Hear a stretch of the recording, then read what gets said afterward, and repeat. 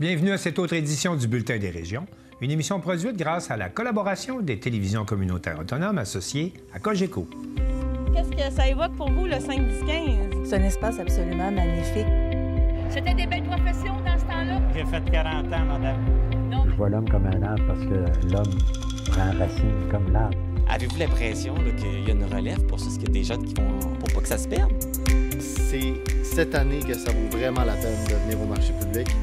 Ça représente une belle tradition, en fait, qui est un peu un porte-bonheur pour les pêcheurs.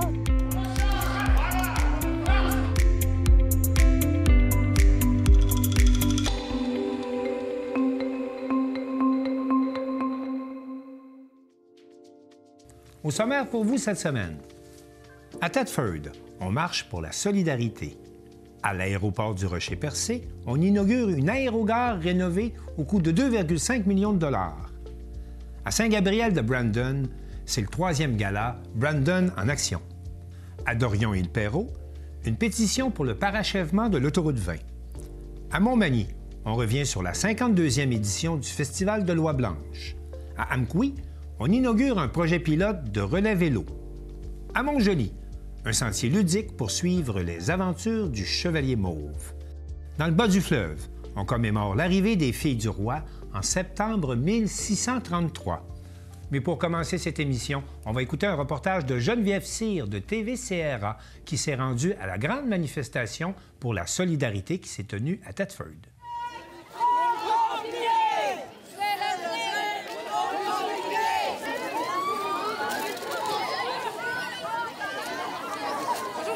Bonjour. Quel est votre nom? Monique Laberge. Et pourquoi c'est important pour vous d'être ici aujourd'hui à la marche? C'est une question de solidarité. On veut sensibiliser les gens à la pauvreté et aussi à la malveillance, les gens qui souffrent de malveillance et qui sont dans le besoin. Alors, c'est important de sensibiliser les gens, là. Et est-ce que tu pourrais, selon toi, nous dire des moyens qu'on pourrait mettre en place ou des petites solutions au quotidien pour être plus solidaires les uns envers les autres? Et tabarouette que tu m'en demandes là. Être plus solidaire avec tout ce qui se passe aujourd'hui. La moindre chose peut être de la solidarité, moi, je pense. Tu sais, pour aider quelqu'un qui a besoin, peu importe, là, tu sais. Même ce qui se fait aujourd'hui, là, ça paraît pas, là, les résultats de ça, mais c'est très important pour... Moi, je trouve pour les jeunes femmes. Quand je vois des jeunes comme ça, là, ça m'encourage au bout. C'est important là, que les jeunes soient sensibilisés à tout ce qui se passe. Parce que sinon, on devient des personnes plus vieilles seulement. Puis je pense que ça prend de l'aide des jeunes qui vont être sensibilisés au moindre effort de changement puis de solidarité. Puis je pense que des événements comme aujourd'hui, c'est un petit rappel de se dire qu'il faut aider notre prochain puis essayer de se soutenir là, les uns les autres. Et puis de lutter contre la pauvreté des gens qui ont plus de difficultés. Puis, tu sais, c'est tout le temps là, hein? C'est présent. Fait que on lâche pas, hein? Donc, je suis maintenant en compagnie de Mme Laurette Dubuc. Donc, Mme Dubuc, pourquoi c'est important de participer à la marche de la solidarité aujourd'hui? C'est pour aider les gens. Puis j'adore ça, faire sa marche-là. Toutes les années, je viens. Puis je suis bien contente de ça. Une belle participation. Puis aujourd'hui, en plus, on est choyé, il y a un beau soleil. Oui, on est bien. Bien, je vous souhaite une belle marche. Donc, en promenant avant le départ de la marche, j'ai eu la chance de croiser une nouvelle employée du Centre d'action bénévole de Beaulac-Garbet. Donc, est-ce que tu peux nous présenter un peu ton nom et tes nouvelles fonctions? OK. Donc, moi, je m'appelle Julie Thériault. En fait, je suis la nouvelle agente de développement là, pour le Centre d'action des Chaudières-Appalaches. Désolée. Donc, ça fait un mois que je fais ça. Tu sais, c'est sûr que le communautaire, pour moi, c'est nouveau, mais j'aime ça. Tu sais, quand je vois ça ici, là, wow, c'est cool. C'est quoi les valeurs du communautaire là, qui t'ont séduite, qui ont fait que tu as décidé de venir t'établir dans notre région? Bien, en fait, moi, j'ai toujours été en relation humaine. Donc, j'ai toujours travaillé avec les gens, plus les employés. J'ai fait du syndicalisme longtemps aussi. Donc, ce qui m'a interpellée, c'est vraiment tout le côté entraide, tout le côté soutien, famille, le mélange des intergénérations, tout ça. Alors, moi, je capote. J'aime vraiment ça. Ah, ben ça nous fait plaisir d'avoir fait ta connaissance, puis on souhaite que tu sois heureuse dans notre communauté. Bien, merci!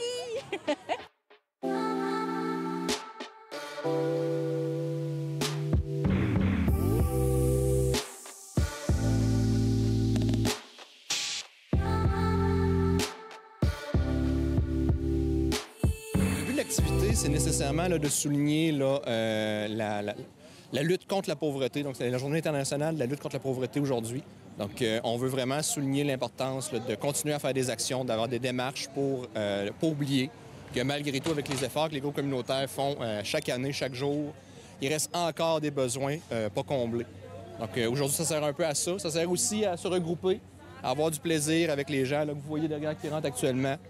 Donc, on arrive aussi à avoir une belle activité avec eux là, pour question de rester solidaires aussi. On a malheureusement une MRC qui est, encore une fois, là, défavorisée par rapport au niveau socio-économique. Donc, on se retrouve dans une situation où il faut quand même faire des actions. C'est encore plus important ici de faire des actions. Es-tu capable de nous donner une estimation du nombre de participants aujourd'hui à la marche? Ça tourne toujours autour de 200-250 personnes. Donc, on doit être autour de ça, encore une fois. J'ai essayé de faire un petit calcul rapide pendant que les gens rentraient. C'est toujours difficile, là, mais on est toujours autour de ça. Là. Donc, on apprécie beaucoup l'engagement des gens, l'engagement des partenaires aussi. On compte beaucoup sur nos partenaires pour faire vivre l'événement. Il n'y a jamais un gros budget associé à ça, malheureusement, mais on y tient quand même. On remercie la ville de Thetford qui ont donné, la fromagerie La Bourgade, la pizzeria du Boulevard qui ont été des partenaires de l'événement, encore une fois, cette année. Puis là, j'imagine que tu t'en vas faire un discours aux gens qui sont assis. C'est quoi que tu vas transmettre comme message ou comme moyen de continuer la lutte là, pour la prochaine année? Bien, c'est pas moi qui va faire le discours cette année. J'ai laissé la place là, à d'autres personnes sans aucun problème. Mais le discours que je le tiens tous les jours là, dans le cadre de mon travail d'agent de développement, c'est toujours de continuer à collaborer, à maintenir des liens avec les partenaires, avec les autres organismes pour qu'on continue à donner des services de qualité à la population de la région.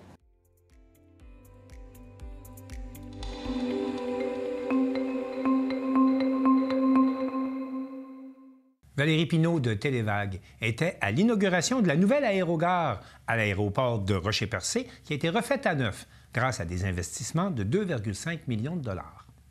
Télévague était présent à l'inauguration de la nouvelle aérogare de l'aéroport du Rocher-Percé, un événement marquant qui, grâce à une subvention significative de 407 000 $ du gouvernement du Québec, accompagné d'un investissement de 670 000 de la MRC Rocher-Percé et d'une aide financière de plus de 1,5 million de dollars du Développement économique du Canada. L'aérogare a pu bénéficier d'une rénovation complète.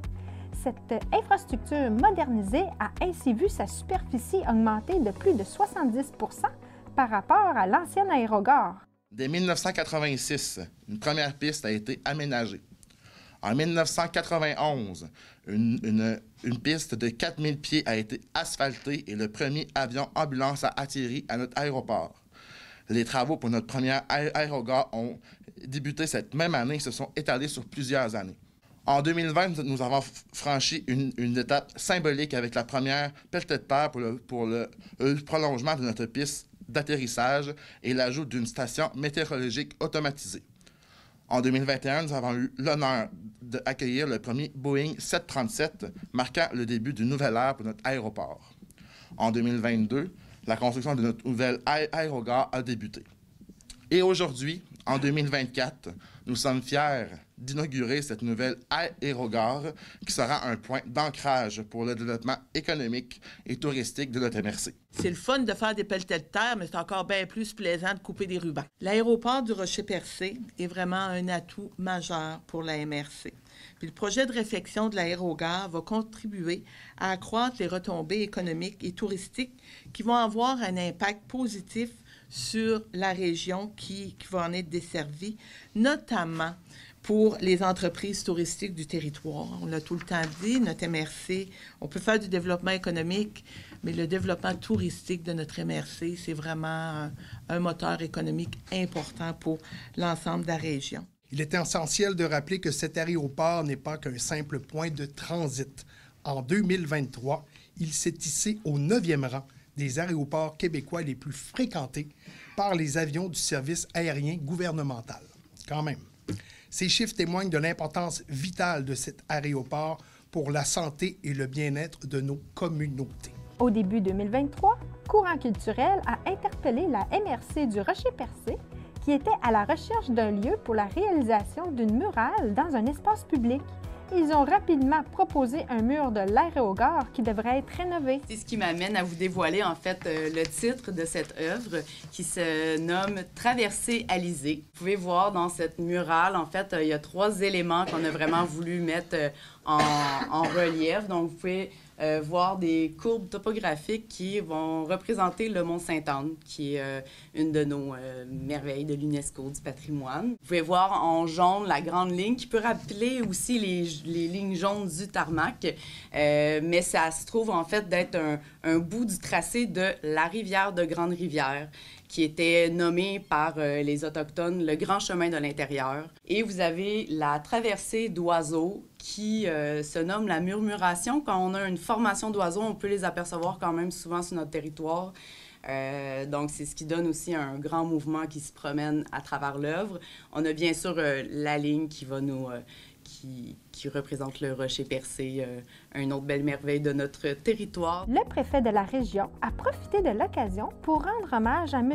Marcel Lavoie, un pilier de l'aéroport âgé de 76 ans. C'est un employé dévoué qui a consacré 37 ans de sa vie à l'aéroport, dont 10 ans de bénévolat avant son embauche officielle. M. Lavoie s'est dit très ému de cette reconnaissance. Depuis les investissements majeurs et significatifs qui ont été réalisés à l'aéroport depuis 2020, de nouvelles opportunités s'offrent à la région, tant pour le secteur du tourisme, qui peut désormais bénéficier d'une infrastructure améliorée, que pour le développement économique, qui pourra en tirer parti pour réaliser de nouvelles entreprises et créer davantage d'emplois.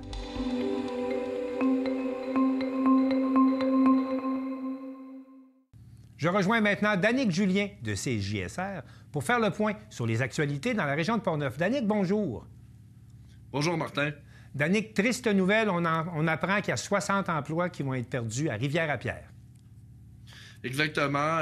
L'usine Polycor de Rivière-à-Pierre qui travaille le granit. Donc, c'est une usine de transformation de granit qui sera donc fermée à partir de décembre, le 13 décembre prochain. Vous voyez les images là, que nous avons prises. En fait, c'est une usine qui était là depuis, selon le dire de la mairesse, 100 ans.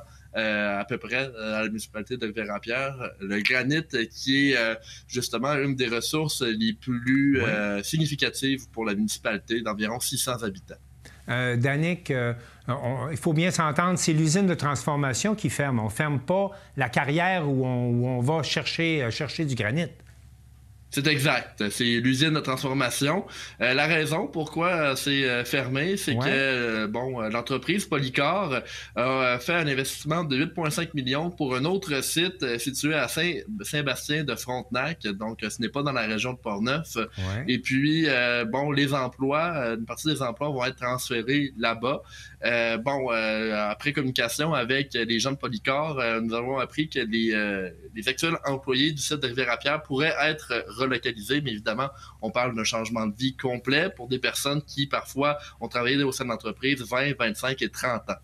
60 emplois perdus dans une municipalité de 600 habitants, c'est très significatif. Qu'en disent les autorités? Exactement. C'est bien que tu en parles. Pour juste en parler, dans les 60 emplois, ce n'était pas uniquement des gens de Rivière-à-Pierre qui travaillaient là, mais on comprend quand même que beaucoup de personnes qui habitaient là-bas ont perdu leur emploi. Pour la réaction des autorités, j'ai discuté avec les députés, autant là, provinciaux que fédéraux. Donc, au provincial, notre député de la CAQ, Vincent Caron, qui s'est dit bien déçu de la nouvelle, parce qu'il faut savoir qu'il y a quelques années, Polycor avait reçu un bon financement du gouvernement. Il nous a assuré qu'il n'y avait pas, dans le dernier accord qui a été fait avec Polycor, il n'y avait aucune mention de l'arrêt possible du site de Rivière-à-Pierre. Pour ce qui est de notre député Godin, lui veut épauler la municipalité pour essayer de rectifier le tir ou amoindrir les dégâts auprès des familles du secteur. Les suppressions d'emplois vont être effectives à partir de quand? Le 13 décembre, c'est la date limite là, pour Polycor, donc juste avant le temps des fêtes. Passons maintenant à Sainte-Catherine de la Jacques-Cartier. Il y a des projets résidentiels qui suscitent la controverse, puis il y aura peut-être même un référendum. Exactement, il va y avoir un référendum pour un projet résidentiel situé sur le site d'une sablière. On parle de la rue Montcalm à Sainte-Catherine de la Jacques-Cartier. Okay. La rue Montcalm, c'est justement un chemin qui part de Sainte-Catherine et qui va dans la ville voisine. Évidemment, on parle de Shannon et les gens de la région connaissent bien ce secteur-là. Cependant, il y a une sablière qui était désaffectée depuis plusieurs années qui a repris service. Et cette sablière-là emmenait des désagréments de camions. Oui. Exactement, beaucoup de transports de camions. Et là, il y avait de la terre sur le chemin. Les citoyens qui, depuis au moins 2022, se sont plaints.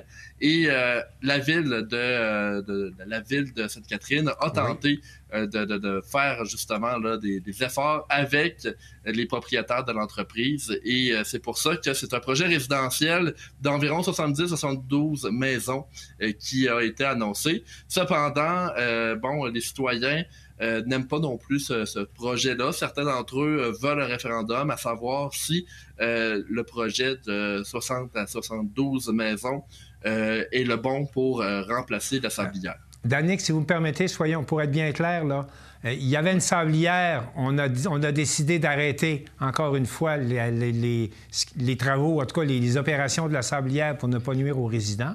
Puis là, il y a un projet résidentiel qui arrive dans le même secteur, puis on veut également aller en référendum pour le bloquer. Est-ce que c'est bien ce qu'on comprend?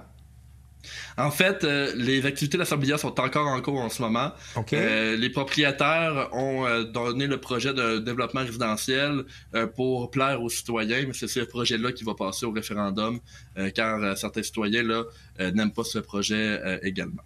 Donc, la sablière persiste, mais le développement résidentiel proposé par les gens de la sablière risque, lui, de passer en référendum ou va passer en référendum. Il va passer en référendum et dernière chose importante à dire là-dessus, c'est qu'il va y avoir une soirée d'information. Le maire Pierre Dolbec disait justement lundi dernier que on va être capable de parler avec les gens de la sablière pour connaître un peu quel est le projet et que seront les impacts là, auprès de la population du chemin Montcalm. Allons maintenant dans le secteur de Deschambault-Grondines. Je me permets de dire, CJSR, vous avez tout un territoire, hein? Vous en couvrez très large. Allons donc à Deschambault-Grondines, où là, c'est une bonne nouvelle, une nouvelle résidence pour personnes âgées. Exactement, et c'est un investissement de 7,4 millions de dollars qui permet à la coopérative...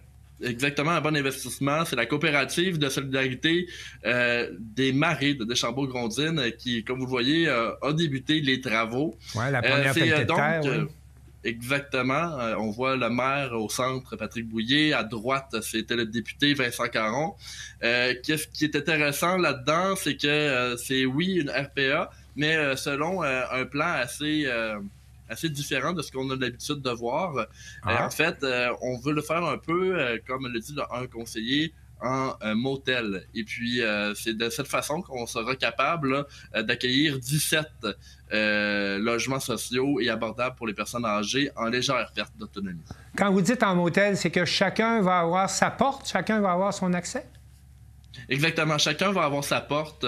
Il va y avoir donc un corridor, exactement. Un accès extérieur. Par contre, un corridor là, pour avoir accès là, aux éléments communs là, du bâtiment. Les travaux, on le voit, là, les travaux commencent. On prévoit une livraison à quel moment de cette nouvelle résidence RPA? On prévoit que ça va être livré à quel moment? Alors, on parle de quelque part là, en 2025, probablement là, avant Noël 2025, ça va être fait. Pour des personnes qui sont autonomes? Exactement. On parle de personnes là, autonomes ou en légère perte d'autonomie. Allons maintenant, pour terminer ensemble, à Pont-Rouge. Il y a une nouvelle ligue de hockey, les Seniors 2A. Parlez-moi de ça. Exactement, c'est une nouvelle équipe de hockey dans une ligue qui fait son entrée dans Port-Neuf, donc la Ligue du lac au fleuve. L'équipe s'appelle les Aigles de Pont-Rouge. C'est M. Danny Marin, le directeur général, qui est même propriétaire. En fait, c'est une équipe qui, pour ceux qui savent pas vraiment qu'est-ce que c'est le 2A, c'est après le junior majeur, juste avant le 3A également. Nous, ici, dans le contexte de Portneuf, il y avait une équipe senior 3A à Donnacona avec le Métal Perrault. Cette équipe-là est une division en dessous. Cependant, c'est des matchs qui sont assez... j'ai envie de dire énergiques. Peut-être un peu moins là, de combat, exactement. Mais est-ce qu'il y a beaucoup de monde dans cette nouvelle ligue-là? Est-ce qu'il y a beaucoup d'équipes? La Ligue, vous l'appelez du fleuve et des montagnes? Comment vous l'appelez, la Ligue? Du lac au fleuve. Donc, du lac au fleuve, oui, c'est ça. Est-ce qu'il y a beaucoup d'équipes dans cette Ligue? Il était supposé au début de la saison d'en avoir 5. Il y en a 4, donc seulement 4 équipes. C'est une nouvelle ligue, on peut le dire comme ça. Bon, pour les secteurs, c'est Lac-Saint-Jean, sinon il y a Wendake également, et maintenant Pont-Rouge dans Portneuf. Pour le moment, il y a 2 matchs disputés pour Pont-Rouge. Malheureusement, c'est 2 défaites pour les troupes de M. Danny Marin. Une chose importante et intéressante à dire à ce sujet-là, Martin, c'est que l'entraîneur, c'est un ancien du Canadien de Montréal, donc M. Mario Roberge. C'est lui qui coach les joueurs. Là, qui n'était pas le plus doux des joueurs non plus, hein? Il y avait une certaine réputation de dur à cuire, oui. Pour ceux qui le connaissent, exactement. Donc, selon l'organisation, là, on dit que Mario Roberge va apporter une richesse d'expérience et on espère du succès à cette équipe. Danick, vous couvrez l'actualité de la région à chaque semaine. Vous produisez hebdomadairement de l'information. Qu'est-ce que vous surveillez dans les prochains jours? Eh bien, bon, dans les prochains jours, on surveille plusieurs choses. Il y a des artistes qui vont faire plusieurs concerts pour aider les organismes d'ici. On a un organisme qui s'appelle La Licorne et qui est une maison des jeunes pour les moins jeunes. Donc, on dit une maison des jeunes de 50 ans et plus. C'est un organisme qui œuvre depuis 2 ans dans la municipalité de Donnacona, dans la ville de Donnacona. Et puis, il y a beaucoup d'artistes qui ont fait un regroupement pour donner de l'argent à cet organisme qui vient en aide à plusieurs personnes ici. Donc ça, c'est un des sujets qui est surveillé cette semaine parce que ça va avoir lieu lors de la prochaine fin de semaine, donc le 26-27. Danick Julien, merci d'avoir fait le tour des dossiers de votre région en notre compagnie et je vous dis à bientôt. Merci. Merci beaucoup, Martin.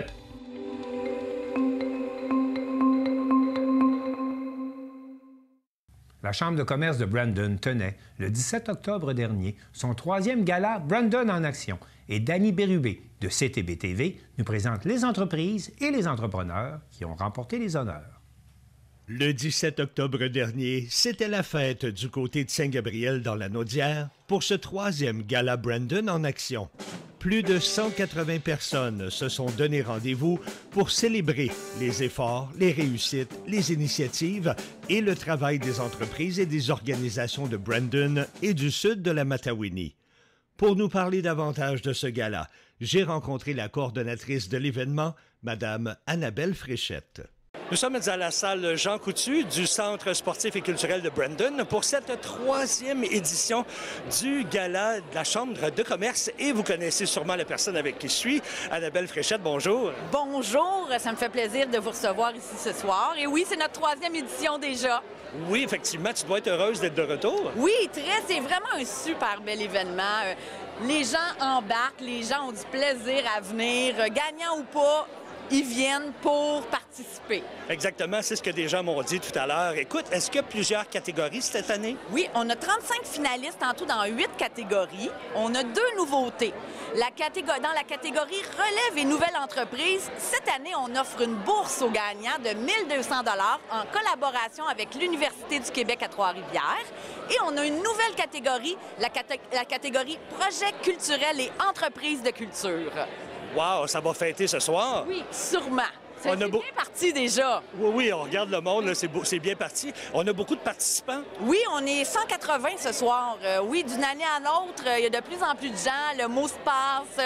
Les nouvelles entreprises qu'on reçoit au début du gala, l'année d'après, ils ont eu beaucoup de plaisir. Donc, ils soumettent une candidature pour revenir d'une année à l'autre. Très, très bonne idée. Bien, écoute, on te laisse aller parce que c'est à veille de commencer. Oui, bientôt dans 5 minutes. Bon gala, ma chère. Merci. En début de soirée, les gens ont pu découvrir ces nouvelles entreprises qui se sont implantées dans la région au cours des 2 dernières années. Plus d'une vingtaine ont été présentées au public. Une plaque a été remise à chacune d'entre elles pour souligner leur implication dans la communauté. Par la suite, les récipiendaires ont défilé à tour de rôle dans chacune des catégories pour recevoir leur prix bien mérité.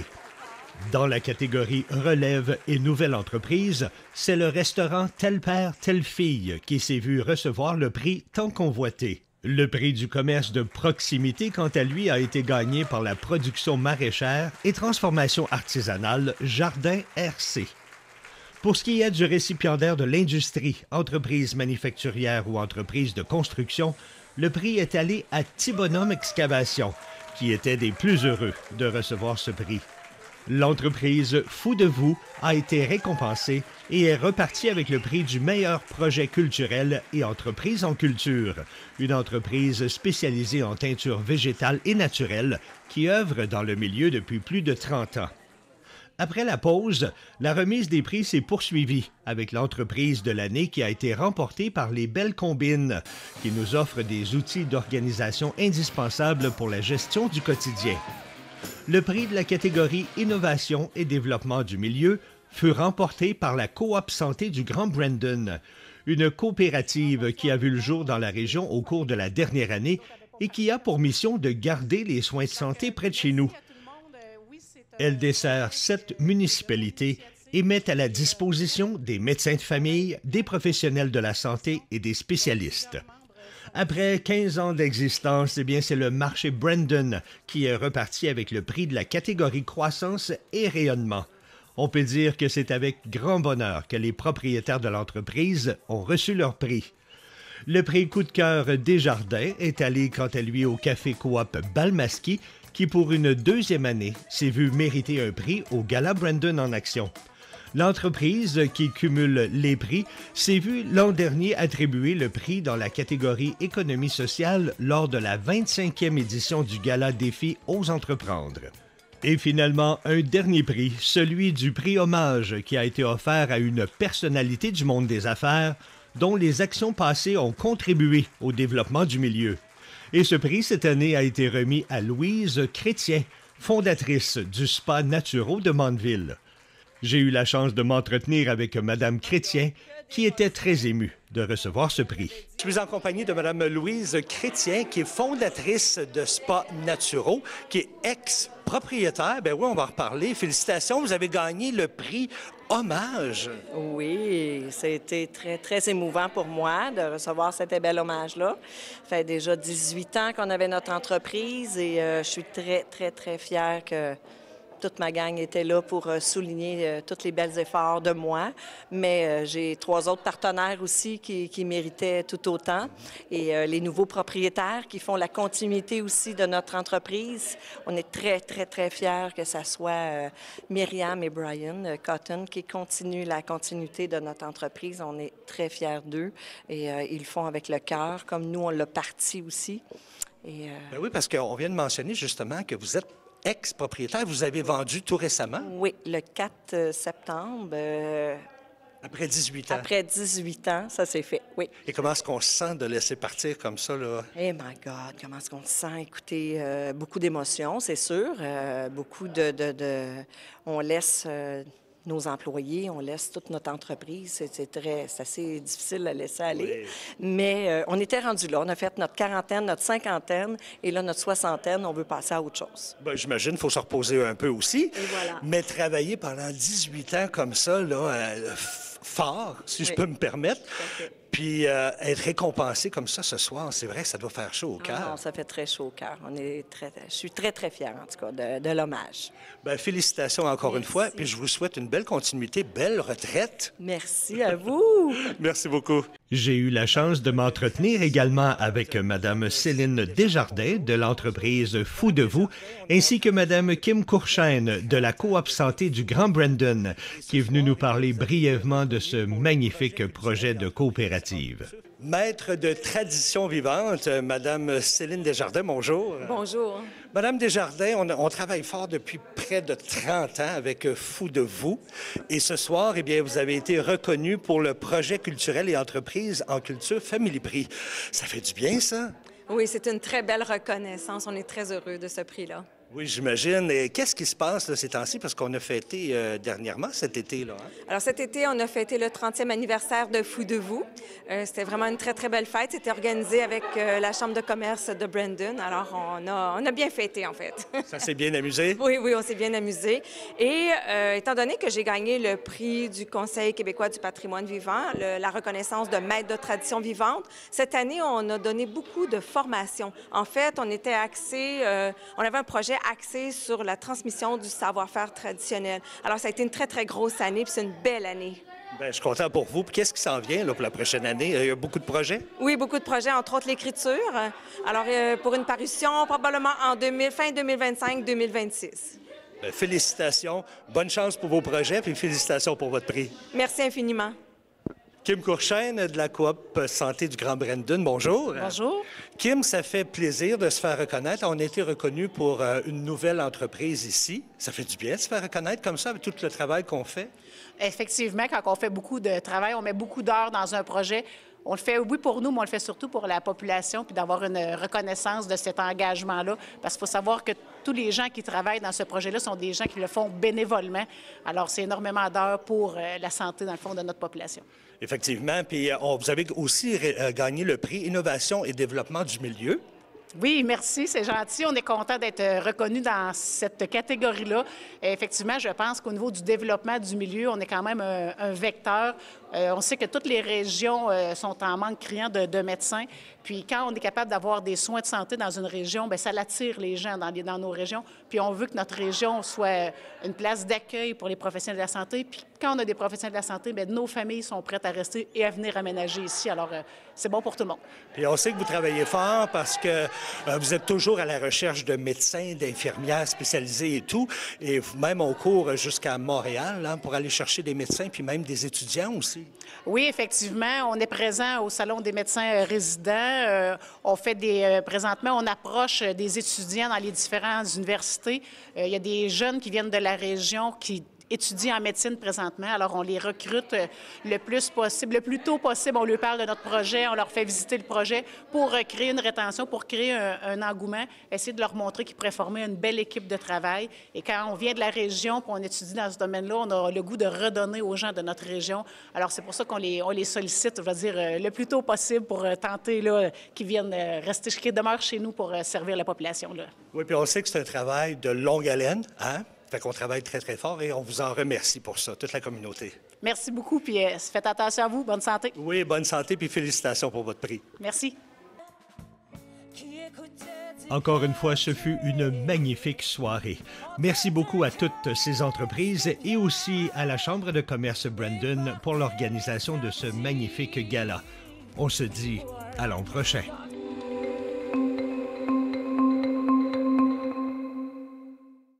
À Dorion-Île-Perrot, la saga du parachèvement de l'autoroute 20 dure depuis maintenant 60 ans et le dossier a été présenté à pas moins de 32 ministres des Transports. Les citoyens en ont assez et se mobilisent, nous rapporte Louis-Éric Masse de cesure.tv. C'est le 29 mai à la place Dumont, en pleine heure de trafic à Vaudreuil-Dorion, que l'Alliance citoyenne Dorion-Île-Perrot a lancé une pétition pour le parachèvement de l'autoroute 20 dans le secteur. Citoyens, commerçants et politiciens étaient présents pour lancer un cri du cœur au gouvernement du Québec. Aujourd'hui, nous lançons une pétition pour demander au gouvernement du Québec de s'engager officiellement dans le projet de parachèvement de l'autoroute 20 dans les meilleurs délais. Ça fait 60 ans que ça traîne. Les premières expropriations pour compléter le parachèvement de l'autoroute 20 dans Dorion et Île-Perrot datent de 1964. Ça fait 60 ans que le gouvernement est censé de faire le parachèvement de l'autoroute 20. Il y a eu je ne sais pas combien d'études sur le sujet et comme vous pouvez le constater, c'est toujours reporté à demain. Là, je pense qu'il est temps que ça cesse. On est au pied du mur, c'est inacceptable. Qu'est-ce qui se passe? C'est insensé que l'autoroute par excellence entre Montréal et Toronto, qui est l'autoroute 20, qui se transforme en boulevard urbain à Dorion, qui soit parsemé de feux de circulation sur l'île Perrot. Ça n'a aucun sens pour la fluidité. Ça n'a aucun sens pour les citoyens qui demeurent dans le secteur non plus. Il ne s'est rien passé depuis 1964, après 32 ministres. Au départ, les deux premiers ministres étaient des ministres de la voirie. Par la suite, c'est devenu le ministre du Transport. Donc, 32 ministres, 60 ans. Malgré l'inauguration du tronçon de la 20 entre Dorval et Rivière-Baudette en 1966, une section de 7 km sur l'île Perrot et le secteur d'Orion demeure toujours un boulevard urbain. Plusieurs propositions de contournement ont été proposées à travers le temps, mais le projet n'a jamais vu le jour. Quand pour aller changer une batterie de monte de Vaudreuil à l'île Perrot prend plus que 1h45 à traverser, je pense que c'est quelque chose qu'on va passer, notre tour, donc c'est des ventes qui sont perdues. Je suis commerçant depuis 56 ans, je vous dis que les commerçants souffrent. Dans notre région, ils perdent d'argent, les commerces ferment. Quand il y a des fermetures de ponts, là, on peut vraiment calculer qu'on a le 1/6 du chiffre d'affaires habituel. Surtout avec les employés aussi, qui arrivent facilement une demi-heure, 1 heure en retard. Parce que si on a des démissions, on se ramasse vraiment avec toute la charge de travail sur nous. Et il faut que tout le monde se mobilise justement pour qu'on arrive à faire aboutir justement ce projet-là. Vous voyez ici, là, c'est tous des petits commerçants de quartier. Quand on va reprendre le boulevard Rouault, parce qu'on va leur donner, là, fiez-vous sur nous autres, là, on va créer des pistes piétonnières, des places publiques comme ça pour que les gens puissent prendre un café. Penses-tu que c'est agréable présentement prendre un café devant un décor gâteau, là, ou première moisson? Impensable. Impensable. Ça n'empêchera pas les gens de sortir.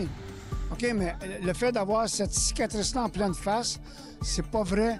C'est pas vrai que ça aide nos commerçants. C'est pas vrai. Je pense que le plus fort, c'est les citoyens. C'est eux autres qui votent au bout de la ligne.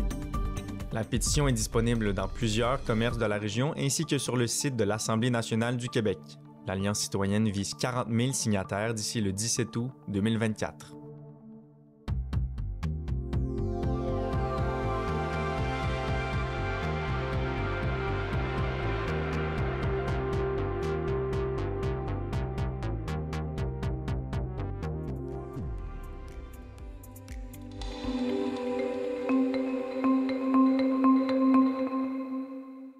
Jean Carbonneau de CMA TV dresse le bilan de la 52e édition du Festival de l'Oie-Blanche qui s'est déroulé à Montmagny du 10 au 14 octobre dernier. Le week-end de l'Action de grâce à Montmagny a été marqué pour une 52e fois cette année par la tenue du Festival de l'Oie-Blanche. L'événement s'est généralement tenu les années antérieures dans le secteur de l'Aréna de Montmagny, mais depuis l'an passé, Place Festival s'est rapproché de la population et est situé au centre-ville de Montmagny, plus précisément au sous-sol de l'église Saint-Thomas. Précédé le dimanche 6 octobre par le déjeuner d'envoi, le moment fort des activités a débuté le jeudi 10 octobre pour se terminer lundi dernier. Le président du Festival de l'Oie-Blanche, Maxime Dionne, nous dresse un portrait de l'affluence aux activités cette année, quelques jours après ce week-end festif. À partir du déjeuner d'envoi, je savais que les gens allaient répondre, puis je remercie Manny Montois parce que j'ai vu des visages que faisait longtemps que je n'avais pas vu de Montmagny qui sont venus nous voir. J'avais demandé à la population, puis on a eu la réponse, puis bien content, bien satisfait. Déjeuner, animation musicale et activités familiales pour les jeunes le jour, spectacles musicaux et galas de lutte en soirée, la population de la région et même de l'extérieur a répondu à l'appel des organisateurs. Les déjeuners ont été tous populaires. Avec les titres, on a porté des titres cette année académiques. Là, on a eu la réponse des jeunes, le déjeuner Cognac Belize. On a eu nos entrepreneurs. Après ça, on a eu notre roulement. C'est un vendredi. Le vendredi, c'est toujours un roulement. Le samedi familial, ça a été wow. Le dimanche, wow. Dimanche, ça a été même une file jusqu'au trottoir. Et le samedi et le dimanche, que wow. Je m'attendais pas à ça, là, la lutte, les spectacles qui entouraient la lutte, l'animation. Le dimanche, le country. Les gens aiment le country et on le voit. On a eu du monde de l'extérieur, Jonquière, Montréal, qui sont venus danser. Merveilleux gens. Somme toute, l'édition 2024 du Festival de l'Oie-Blanche aura été un succès certain. Reste à voir cependant ce que dira le bilan en fin d'année. C'est ce que nous saurons dans les prochaines semaines. Ici Jean Carbonneau, CMA TV Information, Montmagny.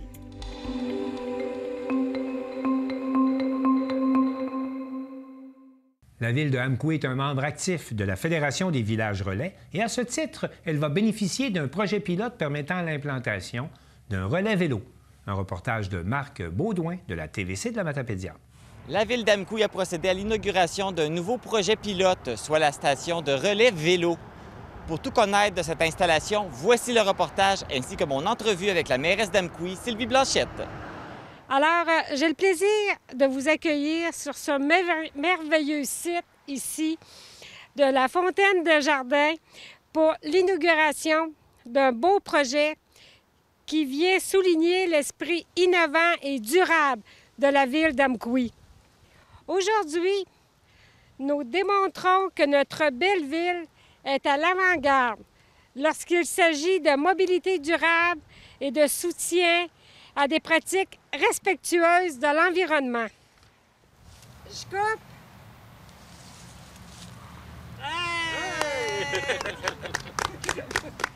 Une station de relais vélo, c'est un site multifonctionnel pour tous les cyclistes, qu'ils soient en visite pour l'été, que ce soit les résidents d'Amqui ou de la Matapédia. Notre station comprend 2 aspects. Donc, premièrement, nous avons les bornes de recharge pour les vélos électriques. Il est maintenant possible de recharger son vélo sans retourner à la maison, à condition d'avoir son fil avec soi. Et ça, c'est pour les gens locaux. Et imaginez aussi les avantages pour les touristes à la recherche de nouvelles routes à pédaler. Et deuxièmement, nous avons la station pour entretenir les vélos, que ce soit une petite réparation ou simplement pour gonfler les pneus. Donc, c'est autant pour les vélos électriques que pour les vélos ordinaires. Tout à l'heure, de toute façon, nous allons vous présenter une démonstration pour savoir comment ça marche. Ici, bon, on a la station d'entretien-réparation. Fait qu'on voit là les différentes manettes à utiliser, comme pour faire changer une crevaison ou encore pour ajuster des choses avec des clés Allen ici. Ce qui est intéressant aussi, c'est qu'ils ne pendent pas par terre comme ça, comme on voit à plusieurs places, mais ils se grimpent là, mettons, sans traîner par terre. Donc, on a les différentes choses qu'on peut utiliser, tournevis, clés Allen, avec des clés aussi. C'est sûr que c'est pas un mécanicien qui va venir nous aider, c'est nous qu'il faut qu'il soit habitué à fonctionner avec ces outils-là. Mais le plus utilisé, c'est pour les crevaisons, dans le fond. Quelqu'un a une crevaison, bien, il sait qu'il y a une station à Amqui, il va de journée, il enlève sa roue, puis il utilise les 2 manettes ici pour changer, enlever son pneu puis changer sa tripe. Après ça, il la repose. Ici, on voit avec la pompe à vélo. Donc, c'est des bonnes pompes là, qui sont habituées de rester dehors. Tant mieux si on les rentre pour l'hiver. Moi, je veux toujours qu'on les rentre pour l'hiver, mais je ne sais pas ce qui se passera. Ils peuvent durer peut-être 15 ans au lieu d'en durer 6-7, mais c'est quand même des pompes très efficaces. Là. Fait qu'on peut rajouter de l'air pour gonfler nos pneus après. Deux endroits possibles où est-ce qu'on peut brancher les vélos. Donc, de chacun des côtés, un vélo peut s'installer. Et puis, de chaque côté, il y a les petites prises électriques ici qui permettent de pouvoir brancher avec son propre fil le vélo à l'installation. Et les vélos peuvent également être attachés sur les barreaux pour la sécurité. Donc, c'est possible d'aller se promener en ville en même temps que notre vélo se recharge. Donc, sans crainte, on peut partir pour aller se promener puis visiter. Donc, c'est assez simple. Il y a vraiment 4 embranchements là, juste de chacun des côtés. Voilà. Sylvie Blanchette, bonjour. Bonjour, Marc. Donc, on inaugure aujourd'hui la station Relais Vélo. On a vu la démonstration, on a expliqué. C'est quoi au juste ce projet-là qui a été mis en place? Ça, c'est un projet, d'abord, c'est un projet pilote avec le ministère des Transports et de la Mobilité durable qui a eu des échanges avec la Fédération Village Relais, parce qu'on sait que la Fédération Village Relais aussi travaille avec le ministère des Transports. Fait qu'il y a eu des discussions pour justement, parce qu'on parle beaucoup au niveau des touristes, au niveau des gens qui passent, les travailleurs aussi qui circulent. Fait que quand on est village relais, ça veut donc dire qu'on offre des services de base aux gens qui sont sur la route. Alors, aujourd'hui, on le sait que c'est pas juste des gens qui se promènent en camion, en voiture. Il y a des gens aussi, l'été, surtout, qui circulent beaucoup en vélo. Donc, on a dit vélo électrique. Donc, avec le ministère des Transports et la Fédération, il y a eu des discussions pour dire, bien, regarde, aujourd'hui, on est rendu à une époque que ça nous prend des stations de recharge de vélos. On installe des recharges encore là pour les voitures électriques, mais ça nous prend aussi quelque chose.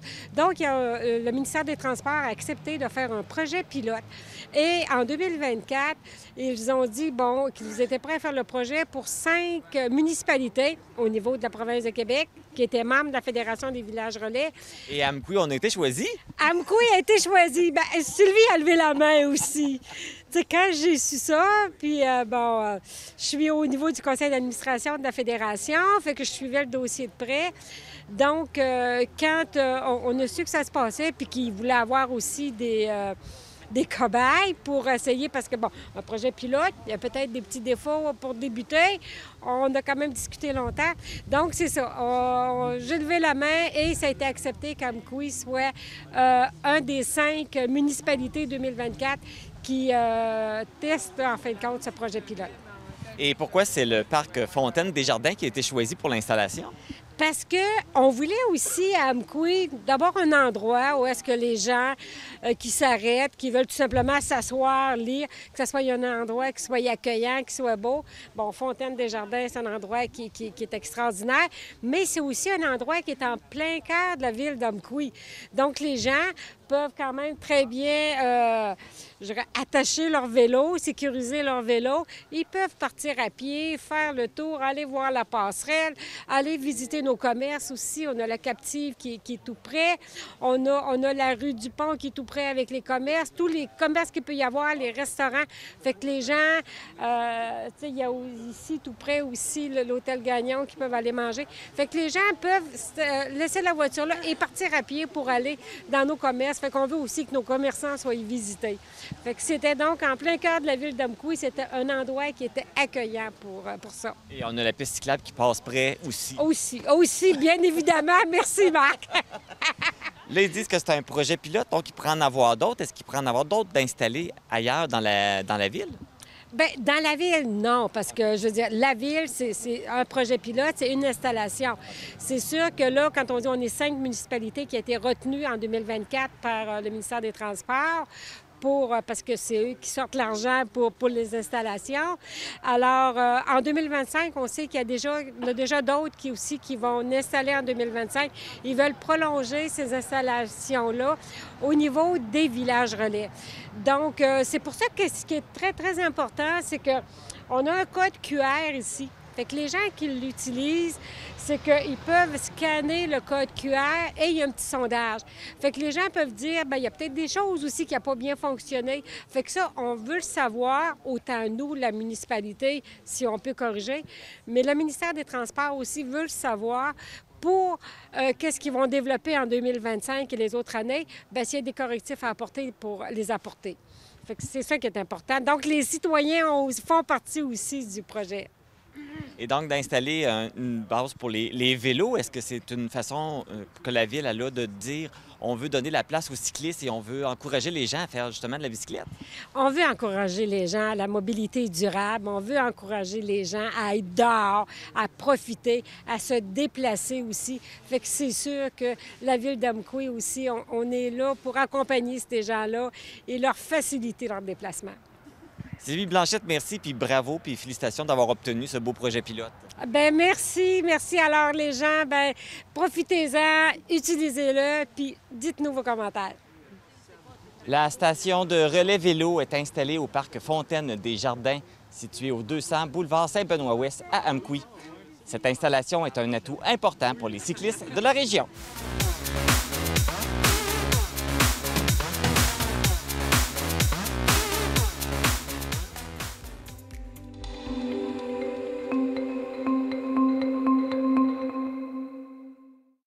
À Montjoly, le parc du Sentier Lebrun offre un sentier ludique où les jeunes sont invités à suivre les aventures du Chevalier Mauve. Marc Després, de la TV Métis, a rencontré ses créateurs. Bien, on se trouve à l'entrée du parc du Ruisseau Lebrun où on inaugure aujourd'hui même un beau parcours. Il faut dire que, bon, il y en avait eu un l'année dernière et du côté de Cosmos, donc sûrement que ça a eu un bon succès pour qu'on revienne avec une telle activité. Oui, exactement. L'année dernière, on a financé 50 % de la location d'un parcours ludique avec une compagnie. Puis, ça nous a donné l'élan, justement, avec la belle participation là, de la communauté de Montjoly et de la Métisse, de créer ça à notre main, à la saveur de la Métisse, là, pour pouvoir le conserver puis en faire bénéficier toutes les municipalités qui ont des sentiers. Et justement, bien, il y en a de plus en plus dans la Métisse des sentiers. Donc, celui-ci, au cours de la prochaine année, va se promener. C'est l'objectif, là, assurément. Les saisons du Chevalier Mauve, il y aura 4 saisons, l'automne, l'hiver. Le prochain sera installé ici encore dans le ruisseau Lebrun, mais toutes les municipalités qui ont des sentiers qui veulent en bénéficier pourront installer dans leur sentier là, le parcours ludique du Chevalier Mauve. Est-ce qu'on a plusieurs histoires en banque?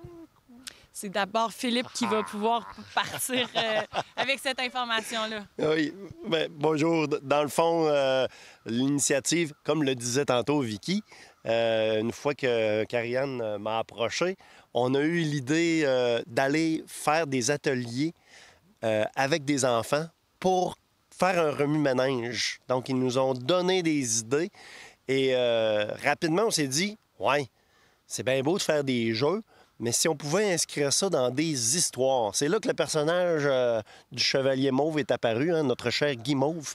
Et Karianne a démontré beaucoup d'ouverture avec l'équipe pour que ce soit au-delà de juste des jeux, mais bien non seulement une histoire, mais une série d'histoires. Alors, on va suivre les personnages dans les 4 saisons.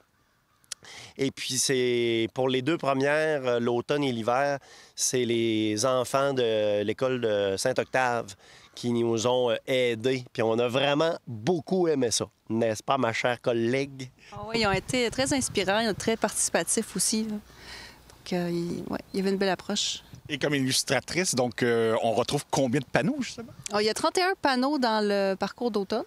OK. C'est ça. Puis ben, les autres parcours restent encore à faire, là, sont en cours de conception, disons. Ouais. Et à ce moment-là, donc, est-ce que c'est votre première aventure de ce style-là? En illustration? Ou avec un parcours pour les jeunes? Puis... Bien, faire de l'illustration pour un parcours comme ça, oui, c'est pas mal une première expérience dans ce genre-là. C'est vraiment une approche là, différente de illustrer un livre, par exemple. Parce qu'il faut penser là, à ce que les personnes ils se promènent là, dans le sentier, puis il faut essayer de susciter leur intérêt pour qu'ils aient envie de se rendre au prochain panneau, puis qu'ils participent aussi aux activités ludiques du parcours. Donc, c'est important là, d'essayer de garder l'intérêt, puis aussi là, au niveau là, du texte de Philippe que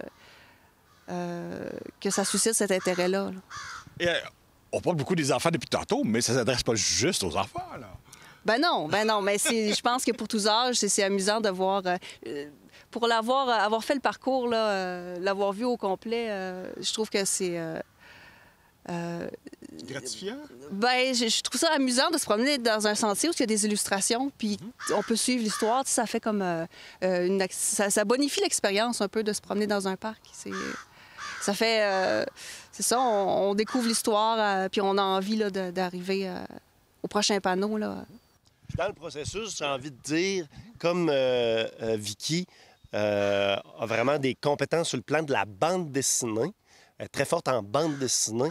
Rapidement, je dirais le comparatif avec des classiques de la bande dessinée, comme, mettons, les Astérix, ça s'est fait dans ma tête parce que Astérix, particulièrement, il y a toujours un second degré qui fait que, comme adulte, oui, quand on est petit, on a du plaisir à le lire.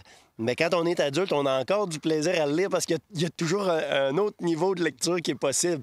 Fait que, sans me comparer à des maîtres comme les concepteurs d'Astérix, je dirais qu'il y avait un beau modèle là à suivre pour que les parents aussi, quand ils se promènent avec leurs enfants, ben il y a aussi le plaisir de découvrir le parcours, puis de le faire, puis de réaliser les jeux. Est-ce que c'était votre première collaboration ensemble? Je pense que oui, hein, Vicky? Ben, je pense que oui, mais c'est parce qu'on a comme des projets secrets, là. Fait que, je pense que c'est le premier, oui. Donc, il faudra vous surveiller vos pages Facebook. Oui! Bon, on a eu vraiment beaucoup de plaisir à travailler ensemble, puis aussi avec l'équipe, avec Karianne, là. Travailler avec Cosmos, là, c'est du bonbon, là. Et justement, on peut voir ce parcours-là pour combien de temps? Le parcours devrait être affiché là, jusqu'à la fin du mois d'octobre et peut-être plus puisque c'est l'automne et pas nécessairement l'Halloween. Là. Mais ça dépend vraiment là, de l'équipe de la Ville de Montjoly des loisirs, là, dépendamment. C'est eux qui vont gérer ça aussi avec la neige, l'arrivée de les intempéries. Il faut être... c'est ça, faut être à l'affût, mais voilà, ça devrait rester en tout cas un mois et demi de temps dans le ruisseau Lebrun. Et à ce moment-là aussi, peut-être en terminant, est-ce qu'il y a des remerciements particuliers à faire? Bien, certainement.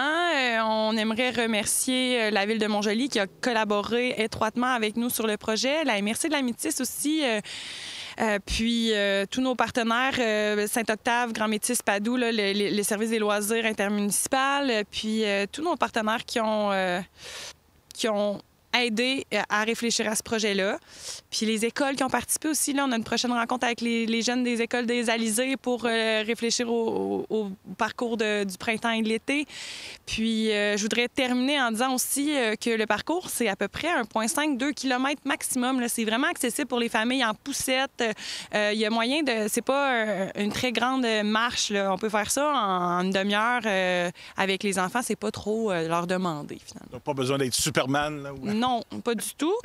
Puis, c'est pour favoriser là, la lecture, le plein air, de bouger, le transport actif.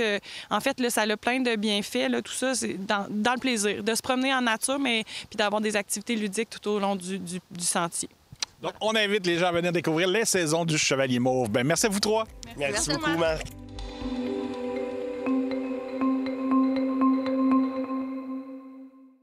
Pour terminer ce bulletin des régions, on vous présente une cérémonie commémorative qui a été captée par la télévision des Basques et du Haut-Pays et qui rappelle l'arrivée des premières filles du roi dans le bas du fleuve en 1633.